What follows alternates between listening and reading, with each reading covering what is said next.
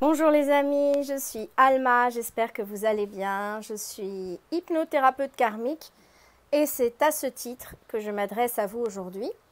Alors une personne sur ma chaîne, Brigitte, que je salue et que je remercie, m'a fait très justement remarquer que les personnes tierces, donc je parle uniquement des personnes tierces et non pas des énergies tierces, c'est-à-dire des énergies tierces qui sont des personnes, m'a fait très justement remarquer que les tierces n'étaient pas nécessairement l'épouse, elle pouvait aussi être l'amante. Alors effectivement, c'est très juste. Donc je me suis dit que j'allais refaire une petite vidéo sous forme d'enquête, un compte rendu d'enquête des tierces que j'ai rencontrées dans mes séances de thérapie karmique ce mois-ci.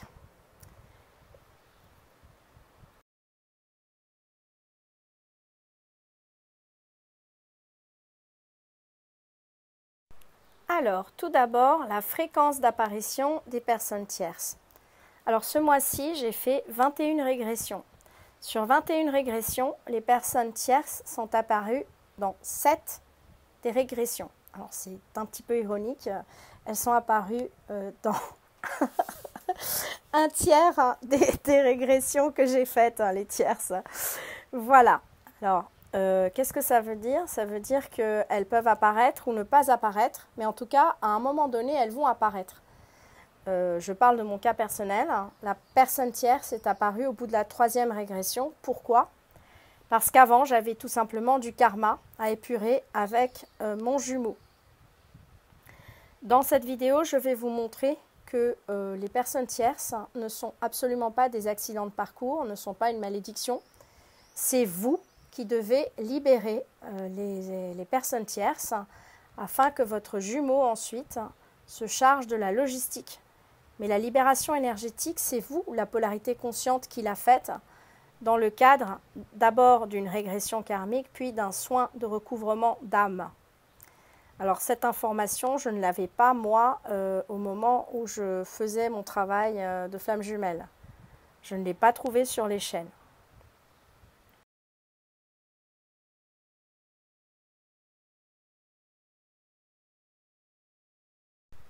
Alors voici un tableau que je vous ai préparé qui concerne donc les régressions karmiques que j'ai effectuées ce mois-ci. En recherche, on doit toujours délimiter le corpus. Donc là, on va dire que mon corpus, c'est les 21 régressions que j'ai faites ce mois-ci. Alors je remercie les consultantes et je les ai anonymées. Peut-être que vous allez vous reconnaître si vous me suivez sur ma chaîne. Alors, Amélie. Amélie a été exécutée par la tierce, qui est son mari dans cette vie-ci, et elle n'arrivait pas à le quitter parce qu'elle éprouvait de la culpabilité. Donc nous avons restitué les fragments d'âme et nous avons libéré ainsi la culpabilité. Deuxième cas, celui de Mélanie.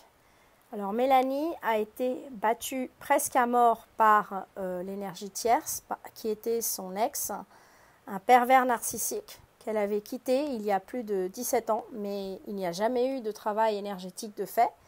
Donc il revenait dans les rêves, et la blessure de l'âme était celle de l'humiliation. Lise. Alors Lise a été étranglée par l'énergie tierce, qui s'est suicidée après. C'était le mari de Lise dans cette vie-là, et elle avait eu une histoire d'amour évidemment avec son jumeau qui était également incarné à ce moment-là, qui a fui. Alors dans cette vie-ci, il est le mari de la consultante et il aime la consultante à la folie. La blessure, c'est celle de trahison. Donc nous avons restitué les fragments d'âme au mari de Lise, qui a beaucoup souffert dans cette vie-là, puisqu'il est quand même allé jusqu'à se suicider après avoir tué la femme qu'il aimait. Donc c'est terrible. Alors Violette. Violette, l'énergie tierce a assassiné le jumeau et il a fini sa vie en prison. C'est le mari de Violette dans cette vie-ci qui pendant 28 ans ne voulait pas divorcer et la harcelait. C'était donc un pervers narcissique. Et il a dit qu'il continuerait après le divorce à lui courir après et qu'il ne lui laisserait pas la garde des enfants. 2 jours après, il y a eu le procès et il avait totalement changé parce qu'entre les deux, il y a eu le soin de recouvrement d'âme. Nous avons rendu les fragments d'âme et cette personne-là, le jour du procès, a déclaré qu'il ne voulait plus revoir la consultante et qu'il lui laissait les enfants et que c'était terminé entre eux. Alors ça, c'est quelque chose d'assez assez puissant. Et donc la blessure qui était associée, c'était la blessure d'humiliation.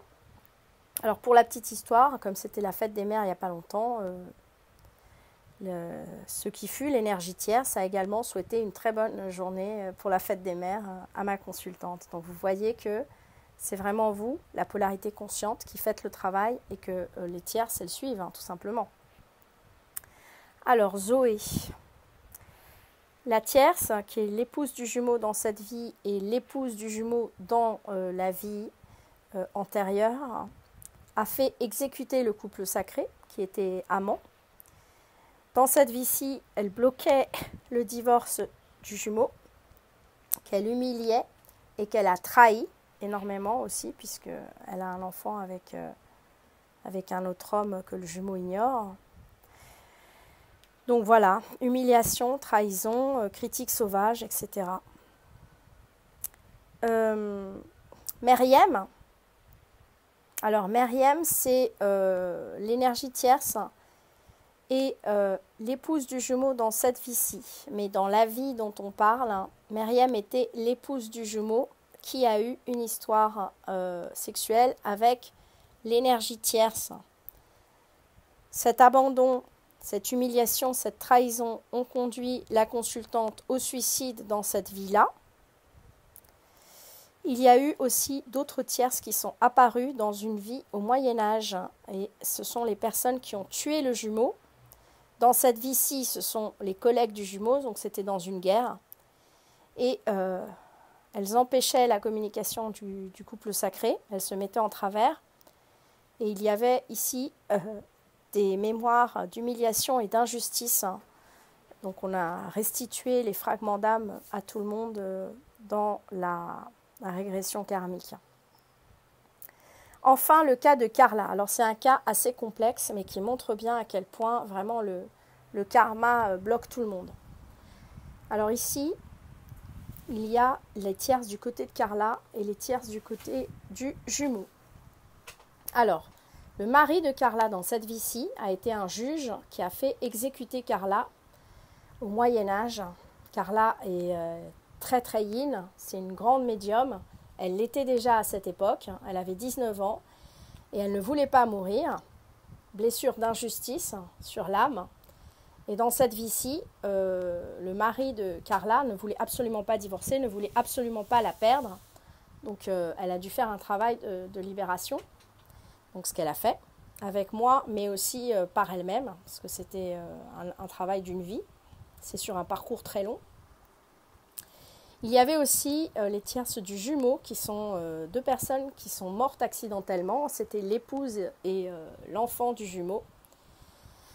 Dans cette vie-ci, c'est toujours l'épouse, mais c'est aussi l'associé du jumeau qui est amoureux de Carla. Mais qui était-il pour Carla, lui aussi, dans une autre vie ? Eh bien, Carla était religieuse dans un couvent et elle a ouvert la porte et elle ne s'est jamais rendue compte qu'elle ne lui avait pas exprimé de gratitude dans cette vie-là. Et donc lui, il est resté comme ça en ayant pris un énorme risque parce qu'il l'a libéré du couvent. Il a pris un énorme risque et il n'a jamais été remercié pour cela. Il était déjà amoureux de Carla dans cette vie-là et il était encore dans cette vie-ci. Donc pareil, elle a fait un travail en plus de la régression karmique de recouvrement d'âme, de renvoi énergétique, de gratitude pour se libérer. En tout cas, la principale blessure de l'âme ici, c'était la culpabilité. Voilà, donc je vous laisse regarder le tableau, le relire. En tout cas, ce que vous devez retenir, c'est simplement que les blessures de l'âme doivent être restituer, donc on doit redonner les fragments d'âme qu'on a volés et qui nous ont été volés pour pouvoir se libérer. Hein, les tierces ne se libèrent pas par hasard. C'est vous qui faites la libération énergétique. Et ensuite, il y a la libération dans la troisième dimension, la libération dans la matière. 6 mois plus tard, c'est vraiment manifeste, mais la libération énergétique, elle est immédiate. Hein, vous l'avez vu dans le cas de Violette, qui est allée au procès 2 jours plus tard, et c'était plus du tout la même attitude du côté de l'énergie tierce.